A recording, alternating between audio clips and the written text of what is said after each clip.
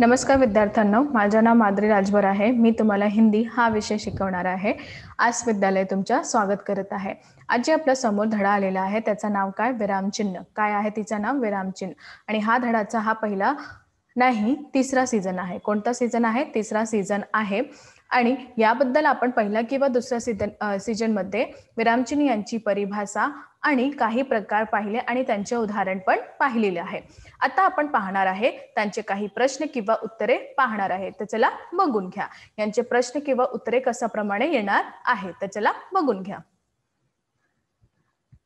बघा, तुमच्या समोर पहिला प्रश्न आलेला आहे की नाही? लवकरच लवकर सांगा। हो, पहिला प्रश्न आलेला आहे। तर पहिला प्रश्न काय आहे? नीचे दिए गए वाक्य में प्रयोग किए गए विराम चिन्हों के नाम लिखो। खालती काही वाक्य दिलेलं आहे, ते आपल्याला काय करायचं आहे? त्याला बघून विरामचिन्ह यांचं नाव लिहायचं आहे। कळलं की नाही? लवकरच लवकर सांगा। चला, तर आपण आता बघणार आहे पहिला प्रश्न। तर पहिला प्रश्न काय आहे? अब मैं अपना दुखड़ा क्या सुनाऊ। आता मी आपला दुखड़ा कोणाला सुनाऊ किंवा काय सुनाऊ। तर याबद्दल तुम्ही इथे बघणार की या चिन्ह लागलेला आहे। तर याबद्दल हा प्रश्नसूचक वाक्य आहे। काय आहे? प्रश्नसूचक वाक्य आहेत। कळलं की नाही? हो, आता आपण दुसरा पाहणार। तो क्या भूत इंसानों जैसे होते हैं। तर काय? भूत जे आहे ते इंसान बरोबर आहेत किंवा इंसान बरोबरचे आहे। तर याबद्दल यांचा जे वाक्य आहे ते कोणते वाक्य आहे? दोहरा उद्धरण चिन्ह आणि प्रश्नसूचक चिन्ह। कोणकोणता आहे? दोहरा उद्धरण चिन्ह आणि प्रश्नसूचक चिन्ह आहेत। कळलं की नाही? लवकरच लवकर सांगा। हो, तर आता आपण पाहणार आहे तिसरा प्रश्न। तिसरा प्रश्न काय आहे? अरे मैं फंस गई। अरे, आता मी फसलेली आहे। तर याबद्दल हे एक विस्मसूचक चिन्ह आणि पूर्णविराम आहे। तर हा काय आहे? विस्मसूचक चिन्ह आहे आणि पूर्णविराम चिन्ह आहे। कळलं की नाही? लवकरच लवकर सांगा। हो, तर अजून काय आहे बघून घ्यायचं आहे। बघा, तुमच्या समोर चौथा प्रश्न आलेला आहे। इनके गुण तो मैं अभी अभी देख चुकी हूँ। यांचा गुण मी आता पाहिलेले आहेत। तर याबरोबर हा एक योजक चिन्ह आहे आणि पूर्णविराम चिन्ह आहे। काय आहे? योजक चिन्ह आहे आणि पूर्णविराम चिन्ह आहे। आता आपण कोणता पाहणार आहे? पाचवा पाहणार आहे। कोणता पाहणार आहे? पाचवा। बीरबल, हरा घोडा कहाँ है। बीरबल यांनी त्यांना प्रश्न विचारले की हिरवा घोडा कुठे आहे। काय आहे? हिरवा घोडा कुठे आहे। तर यांचे उत्तर काय आहे? प्रश्नसूचक चिन्ह। काय आहे हे? प्रश्नसूचक चिन्ह आहे। कळलं की नाही? हो, आता आपण पाहणार आहे सावा काय? एकता है जहां खुशहाली है वहां। जिथे आपल्याला एकता भेटणार आहे तिथेही खुशहाली होणार आहे। पुन्हा सांगत आहे मी, नीट प्रमाणे ऐकून घ्या। जिथे एकता भेटणार आहे तिथेही खुशहाली भेटणार आहे। तर हा एक इकहरा उद्धरण चिन्ह आहे। काय आहे? इकहरा उद्धरण चिन्ह आणि पूर्णविराम आहे। तर याबद्दल सहावा प्रश्नाचं उत्तर असं प्रमाणे दिलेले जात आहे। तर अजून काय आहे बघून घ्या। आता आपण सातवा पाहणार। काय पाहणार? सातवा पाहणार आहे। कोई कुछ कर सकता है तो वह हम ही है। कोणी काही करू शकतात तर ते आम्हीच आहे। काय सांगितलं आहे? कोणी काही करू शकतात ते आम्हीच आहे। तर याबद्दल हा एक अल्पविराम आहे आणि पूर्णविराम आहे। तर हा काय आहे? अल्पविराम आणि पूर्णविराम हा दोन प्रश्नचा उत्तर अशा प्रमाणे दिलेले जात आहे। कळलं की नाही? लवकरच लवकर सांगा। हो, तर आता आपण पाहणार आहे आठवा प्रश्न। कोणता? आठवा प्रश्न पाहणार आहे। चित्रकार ने सेट का सुंदर चित्र बनाया। चित्रकार यांनी सेटचं खूपच चांगलं चित्र बनवलेले आहे। बघा, पूर्णविराम यांचं उत्तर काय आहे? पूर्णविराम आहेत। कळलं की नाही? हो, तर अजून काय आहे बघून घ्या। आता आपण पाहणार आहे प्रश्न दुसरा। काय पाहणार आहे? प्रश्न दुसरा। निम्नलिखित विराम चिन्हों के उनके नामों के सामने लिखो। निम्नलिखित विराम चिन्ह त्यांचा नावाचं समोर लिहायचा आहे। जसे आपण जोड्या जोडवतो ना तसंही करायचं आहे। तर पहिलं काय आहे? विस्मसूचक। तर हा विस्मसूचकचं चिन्ह आहे का? नाही। यांच्या समोर वेगवेगळ्या चिन्ह दिलेले आहेत। ते आता आपण नंतर त्यांच्या समोर करायचं आहे। तर पहिले आपण प्रश्न बघून घ्या।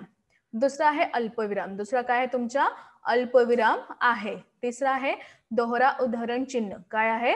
दोहरा उद्धरण चिन्ह। आता आपण पाहणार आहे चौथा। तर चौथा काय आहे? प्रश्नसूचक। काय आहे? प्रश्नसूचक। पाचवा पूर्णविराम, सहावा योजक चिन्ह आणि सातवा तुमचा आहे इकहरा उद्धरण चिन्ह। काय आहे?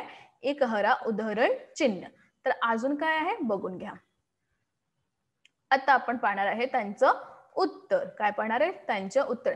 बघा विस्मय सूचक दिलेले आहे तर त्यांचं चिन्ह कसं प्रमाणे आहे यस कसं आहे असं. अल्पविराम तर यांच्या इथे दिलेले आहे असं प्रमाणे आहे. दोहरा उदाहरण चिन्ह असं प्रमाणे दिलेले जात आहे. प्रश्नसूचक चिन्ह असं दिलेले जात आहे. कळलं की नाही लवकरच लवकर सांगा. हो तर अजून काय आहे बघून घ्यायचं आहे. बघा पूर्णविराम असा दिलेले जात आहे. योजक चिन्ह असं आहे. एकहरा उदाहरण चिन्ह अशा प्रमाणे दिलेले जात आहे. कळलं की नाही लवकरच लवकर सांगा. हो तर अजून काय आहे आता आपण ते बघणार आहे. तर चला बघून घ्या.